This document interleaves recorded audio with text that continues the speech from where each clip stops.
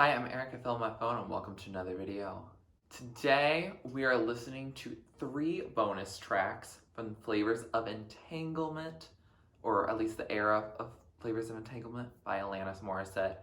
I am so excited. Flavors of Entanglement, I did a reaction to it last month, and possibly my favorite Alanis album that I've listened to so far.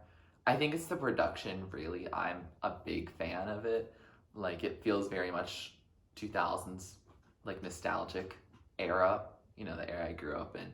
So, like, I feel it. I really like it. I think she does a lot of good work on it.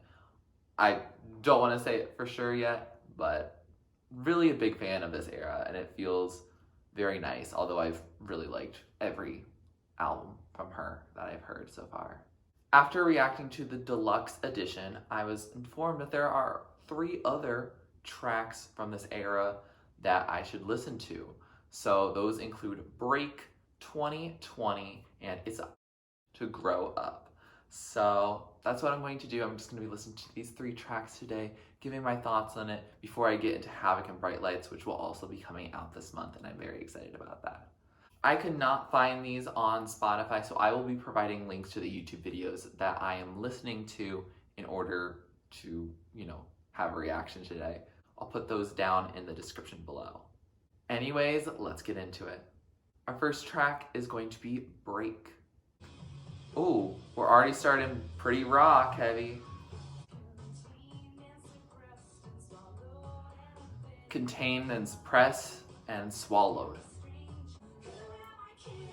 Ooh, shift.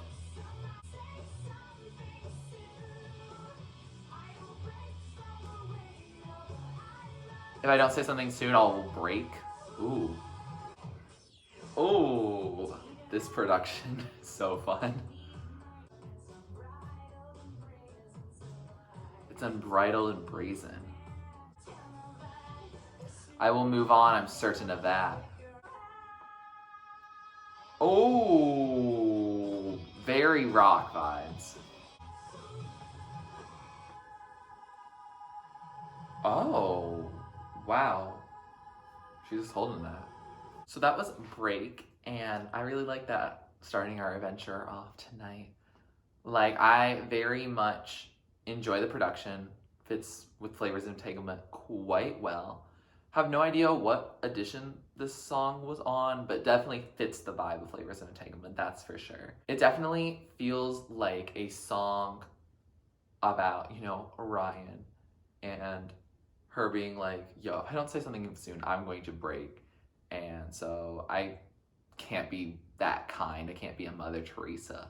Like, I just have to, actually say my thing and, be myself and speak my mind. And I'm glad that she seems to be in a much happier place now, so I'm really glad that she took that time to speak up. Like, she really needed to, and, like, I'm glad that that has pushed her forward in life. It definitely has that good rock vibe that I think the producer is Guy Sigsworth, that, like, has made this era possible in Alanis's life, and I'm a big fan of the sound of this, and yeah, big fan. I really like the track, and I think I will continue liking it. Our second track of the night is 2020. Interesting now that we've had a year that sounds just like that. Oh, I like this, probably a mallet percussion instrument. I like it here. I like how it's just that instrument right now with her voice. Very minimalist.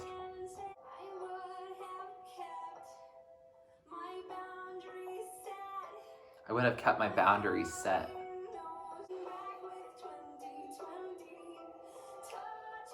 Regret is looking back with 2020 vision. Ooh. This. It's so ominous right here.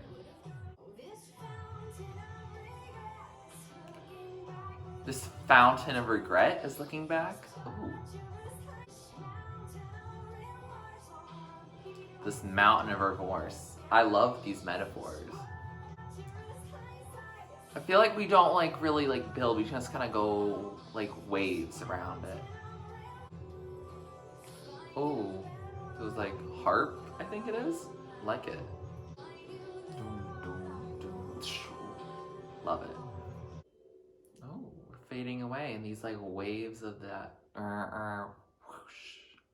So that was 2020. I feel like this song follows a typical Alanis fashion of doing a lot of listing in a song. And this is pretty much about hindsight being 2020 and like the regrets that she's feeling as a result of it. Like, she's like, oh, I would have gone slower. I would not have rushed into commitment. Like, I would have stood by my beliefs and my boundaries. But now, you know, hindsight's 2020 and she's learned from that. And yeah, I feel like this is a really interesting song to have because like it fits like a similar vibe that I feel like So Called Chaos gives us, but then also gives us like I guess a little Feast on Scraps vibes as well. But then like I think the messaging about it also fits with like Flavors of Entanglement. Like I definitely see this one more as a bonus track or one that wasn't like, you know, meant for the main album. Like I don't think it could replace like a song that's on the main standard edition of Flavors of Entanglement. Whereas like I feel like if you wanted to, you could probably put Break on there. But like I still enjoy the song. It's a nice little song. I think it's just like because of how slow and how minimalist it is, like it's a nice thought to have and a nice song for us to live with in our Alanis discography, but not as much one that I'm going to immediately like hit play on. Our last track of the night is It's Up, To Grow Up. And I think this one was also on a specific deluxe edition for some other country. Oh, this one feels a lot more orchestral and like that there's gonna be a lot of components in it. It's been 10 years of investment. That's a long time.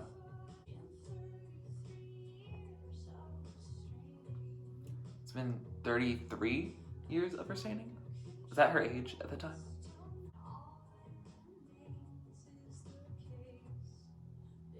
All that remains is the case.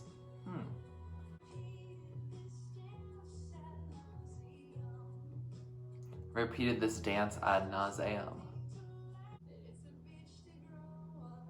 It's a grow up. Yep, general vibes.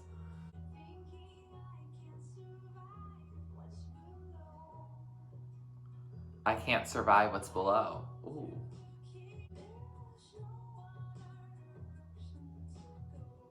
There is no other direction to go. Ooh. I feel like we're just like floating in water, like just diving to the ocean.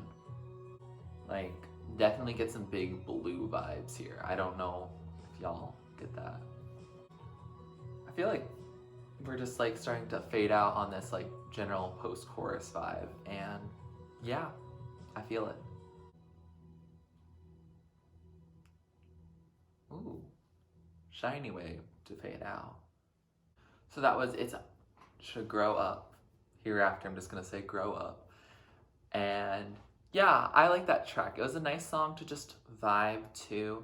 Like, honestly, don't have much to say about it. Like, the whole song is pretty much just being like, I had 10 years of investment, and then I had like 33 years of restraining, which I think 33 was how old she was when this track was made. That's my guess, because she's like 45, 46-ish now, and this was like in 2008-ish, so that would check out.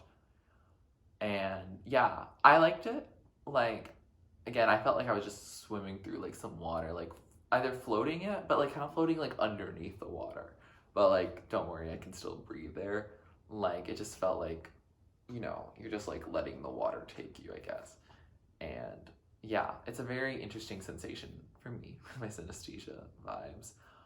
But like, yeah, it was interesting like to immerse myself in that experience.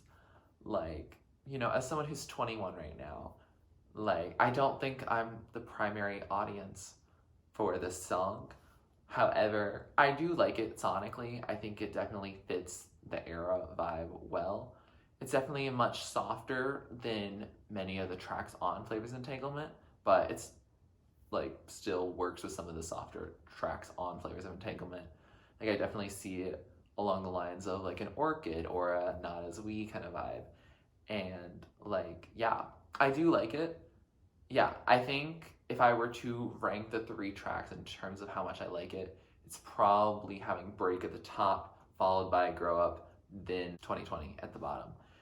And yeah, I think that's just because of like the sonics of it, probably. Like I haven't really sat with any of the songs long enough in, you know, my first reaction to be like, oh, like lyrically, this is how I feel about it. However, like Break, I feel like it's gonna be a more relatable message to me.